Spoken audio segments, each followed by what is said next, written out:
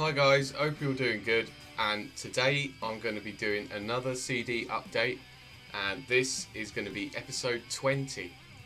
And I know that this is not a football channel, I've been, this is a music channel, but a lot of people will know that I'm a Liverpool fan, and just so happens that this episode is number 20.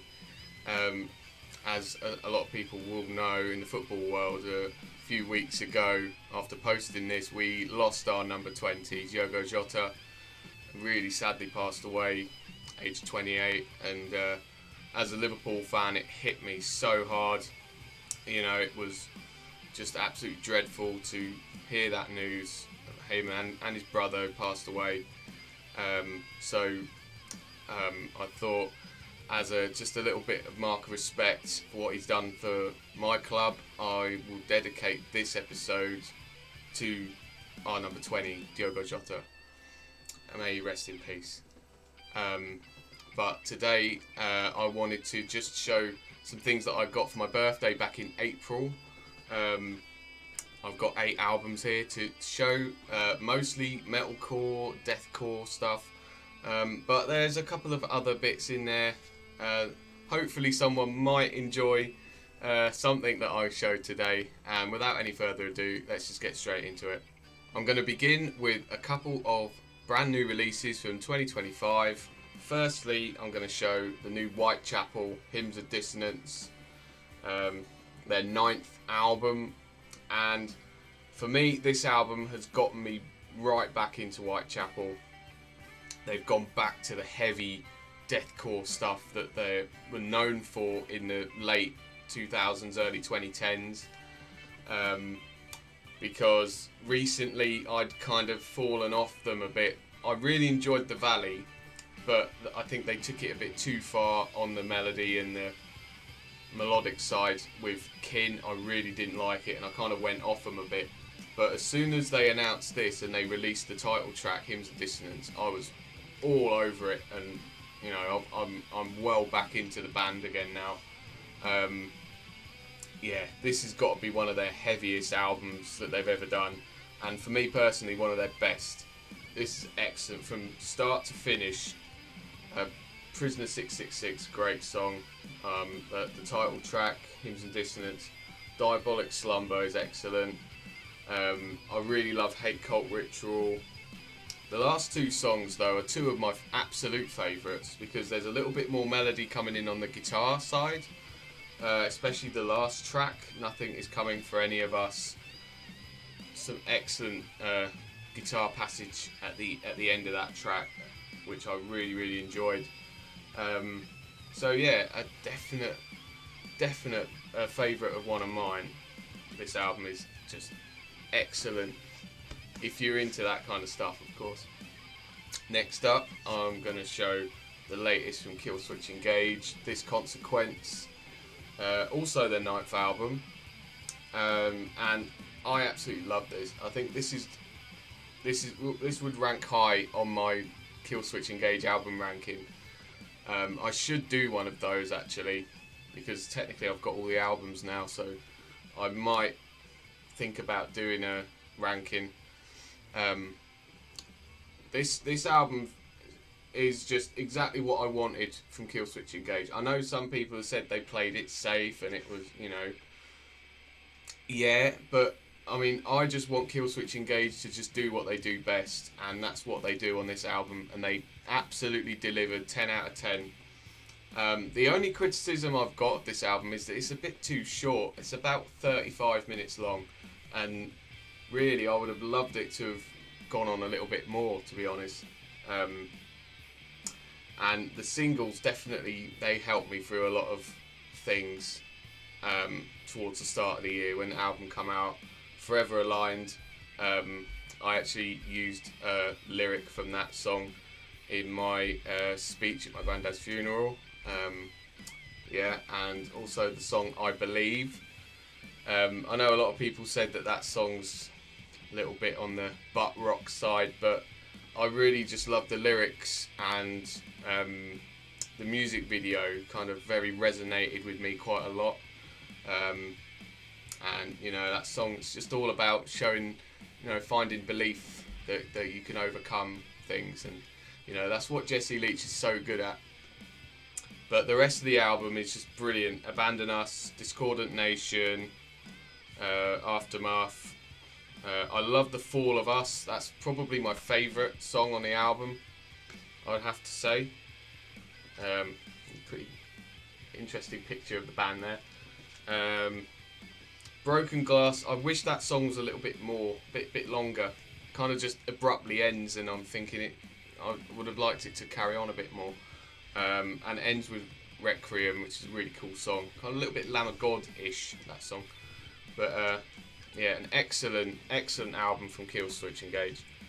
And also I picked up this live album from Killswitch Engage, live at the Palladium in 2022. I think it was recorded in 2021 during COVID.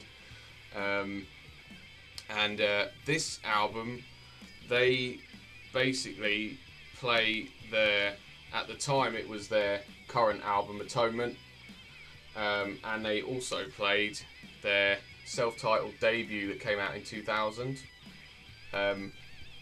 And that album's not easy to come by. So for me to get this album, it was only about £8 or £9 on Amazon. It was a real cheap way of getting a version of their debut album. It opens up like that, which is pretty cool. And so you get the DVD of the whole set, and then you get 2 CDs, one with Atonement and one with the self-titled album. And as I said, just a really cool way of getting that album in my collection.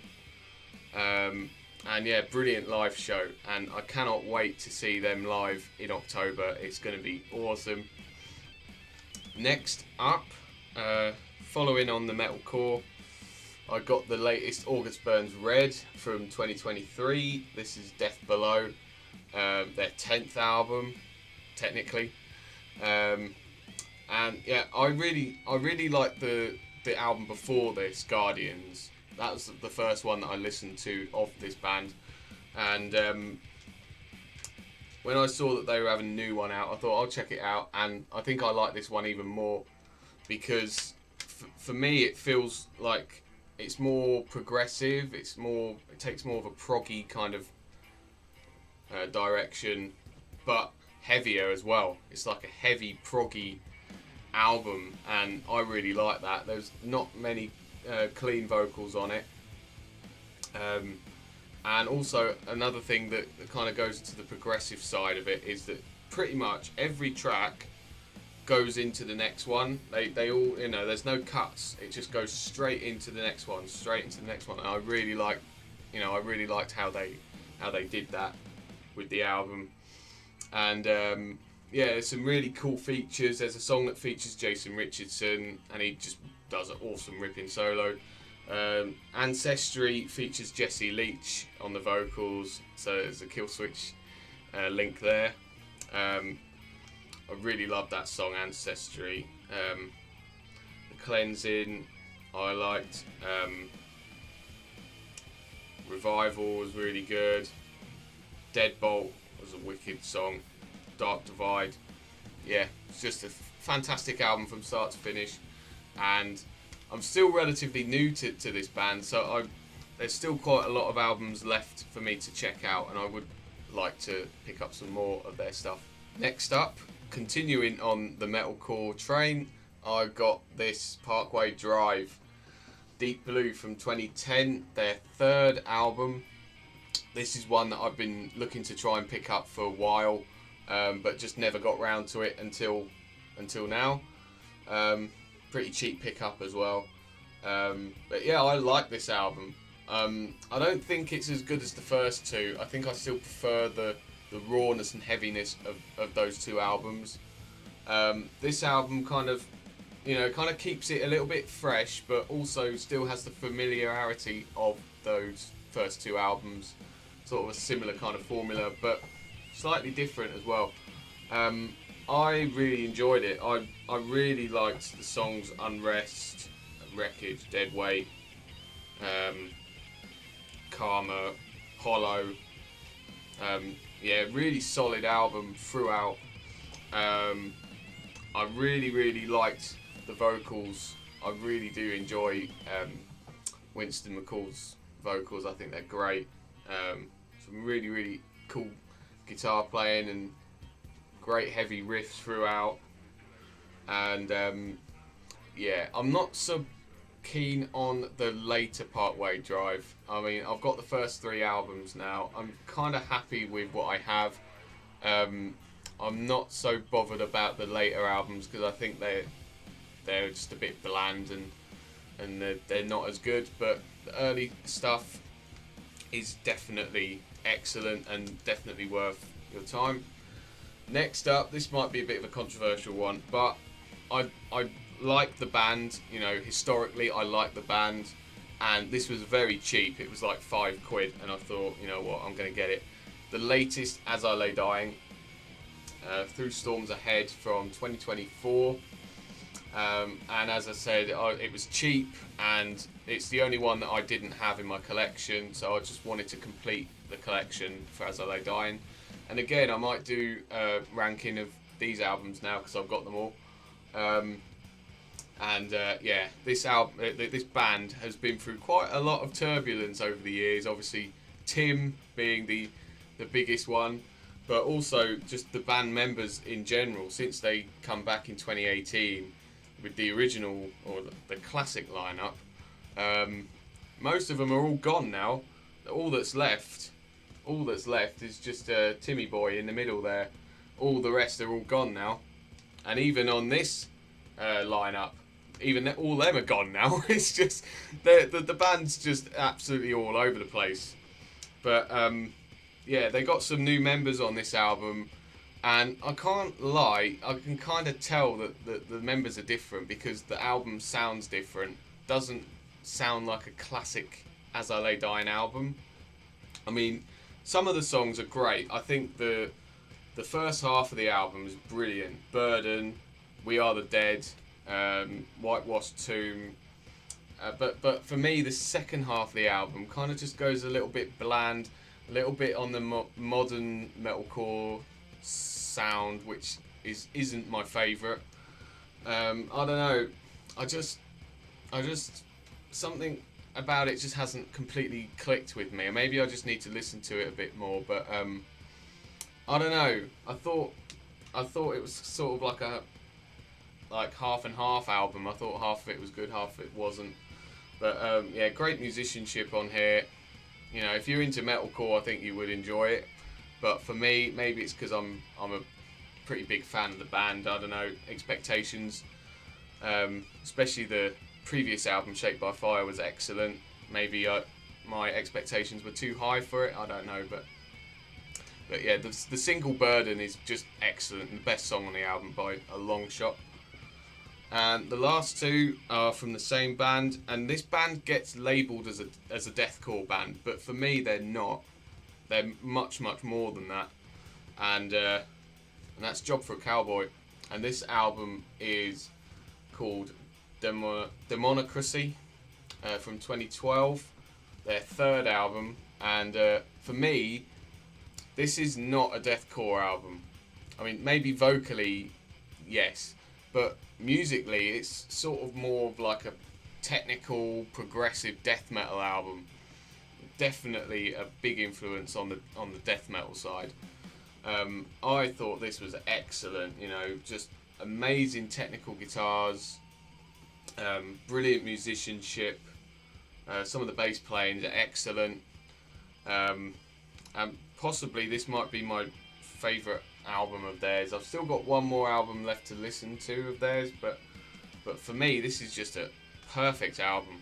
I think one of my favourite tracks was Nourishment Through Bloodshed, Imperium Wolves, The Deity Misconception,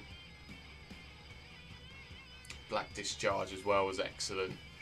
The last song, Tarnished Gluttony, was a little bit more on the proggy sounding, which is quite cool, interesting. But yeah, brilliant album. And the last one that I'm going to show today is their latest one from 2024, Moon Healer. And yeah, this album was their first album in 10 years. As I said, the fourth one I don't have yet, but I would like to pick it up because this album, if it's anything like this, then I'm going to enjoy it. Because, yeah, even more progressive. It's almost like, yeah, it's just they've evolved from a deathcore band into now they're like this technical progressive death metal band, sort of similar to, you know, other technical progressive death metal bands out there. It was a really interesting listen, this, you know, some absolutely amazing guitar solos, brilliant musicianship again. The bass playing is just, you know, if you're a fan of good bass playing, then this is an album to check out, because the dude's all over the place on that bass. It's just, you know, the guy's ridiculous. But yeah, leads as well. The lead guitar is just amazing as well. Yeah, maybe there's a couple of little moments throughout that sound a bit deathcore-ish, but to be honest, they're really far between, because I can't believe that people still think that they're a deathcore band, because they're just not. And yeah, if you like your progressive death metal, this one is definitely worth a try, because I really enjoyed it. So that was the update from stuff that I got for my birthday months and months ago. I know I'm well behind on all these albums, but hopefully I should be able to get back to normality soon and start getting more stuff out. So yeah, I'd love to know what you thought of any of the albums that I've shown, if you're still here.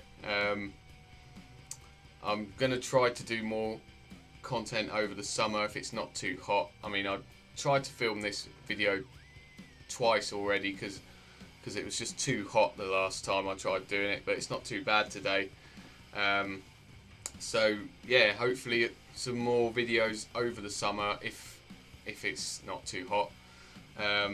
And yeah, that's pretty much the video. If you got this far, thanks ever so much for watching. RIP to Diogo and Andre, and until the next time, keep it metal. You'll never walk alone.